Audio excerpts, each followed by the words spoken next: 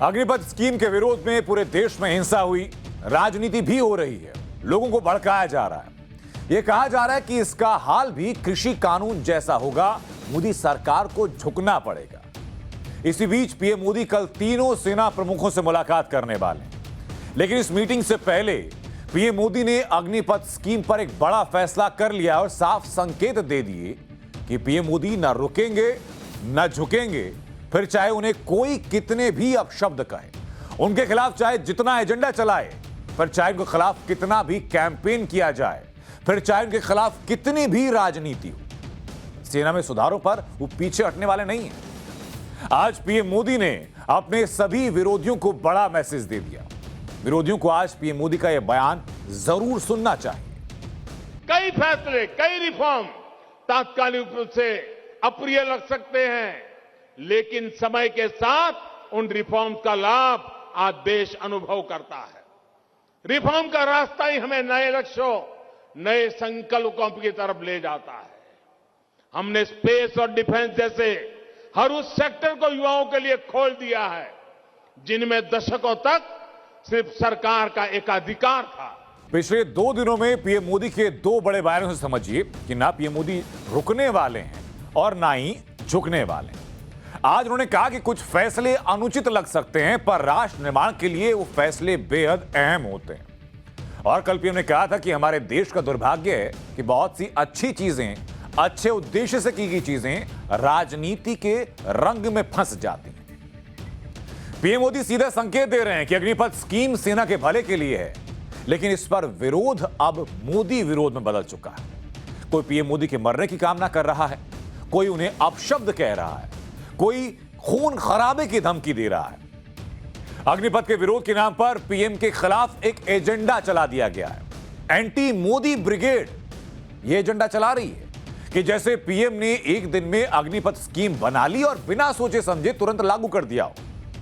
आज ऐसे लोगों की पाठशाला में क्लास लगेगी, ऐसे लोगों की जिन्होंने हर रिफॉर्म पर राजनीति की टांग अड़ाने की परंपरा बना ली और विरोध के नाम पर हर बार मोदी विरोध में उतर आते हैं। इस बार अग्निपथ स्कीम के नाम पर भी यही हो रहा है। सुनिए जरा कि कांग्रेस के नेता क्या कह रहे हैं। मुझे तो लगता है हिटलर का सारा इतिहास इसने पार कर लिया। हुडा साहब बड़े गांव की भाषा में समझा रहे थे। हिटलर ने भी ऐसा ही एक संस्था बनाया था, उसका नाम था खाकी। सेना के बीच में उसने बनाया था। मोदी हिटलर की राह चलेगा तो हिटलर की मौत मरेगा, ये याद रख लो मोदी।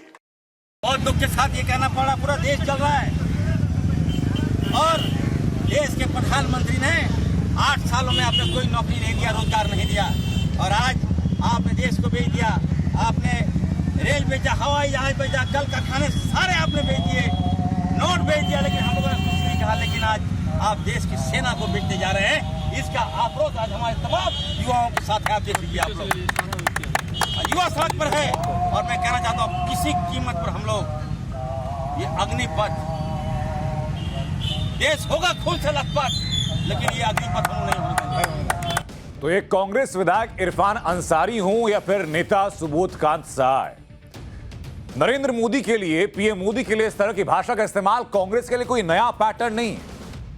उन अपशब्दों की लंबी लिस्ट है जो अपशब्द प्रधानमंत्री नरेंद्र मोदी के लिए कहे गए, लेकिन ये नेता अपनी राजनीति के लिए सिर्फ मोदी का विरोध नहीं कर रहे हैं, ये ऐसी भाषा का भी इस्तेमाल कर रहे हैं जिससे भारतीय सेना और भारतीय सेना के जवानों का अपमान हो रहा है। कोई कह रहा है कि अग्निवीर नक्सली बन जाएंगे, कोई कहता है कि सुपारी किलर बन जाएंगे, कोई सेना पर शक जता रहा है, तो कोई कह रहा है कि इन्हें आरएसएस के लिए ट्रेनिंग दी जा रही है। ऐसे नेताओं को जरा सुनिए आप पहले।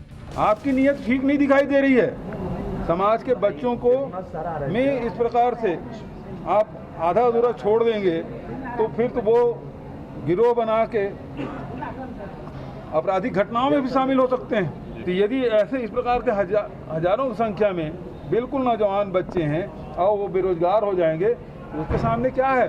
यदि वो गुमराह हो गए तो उस गांव के, उस शहर के, उस प्रदेश की स्थिति क्या होगी? 4 साल में उसको बेघर कर दीजिएगा, फिर वो युवा एक्सपीरियंस भी नहीं होगा, गोली चला देगा किसी पर। देश में तमाशा होगा, खून खराबे देश में होंगे। बंदूक पकड़ेगा युवा, अग्निपथ, पूरा युवा खून से लथपथ। यही है अग्निपथ। कम से कम देखिए, सेना को मत बेचिए। जिसके लिए बनाई है वो संतुष्ट हो जाए तो हमें क्या समस्या है, लेकिन जिसके लिए बनाई है वो बेचारा संतुष्ट नहीं है, वो चिल्ला रहा है, वो रो रहा है। तो जब तक वो रोएगा, हमारा ये दायित्व बनता है कि उसके रोने की बात, उसके दुख का विषय जो है वो हम देश के सामने रखें। और इसमें सिर्फ नौजवानों की समस्या नहीं है, नौजवानों की तो बहुत बड़ी समस्या है, बड़ी गंभीर समस्या है। लेकिन जो चरित्र है, जो कैरेक्टर है हमारी फोर्सेस का, उस पर एक प्रश्न चिन्ह लग गया है। वो हमारे लिए सबसे बड़ा संकट का विषय है। तो लोग अग्निपथ स्कीम पर प्रधानमंत्री नरेंद्र मोदी का विरोध कर रहे हैं।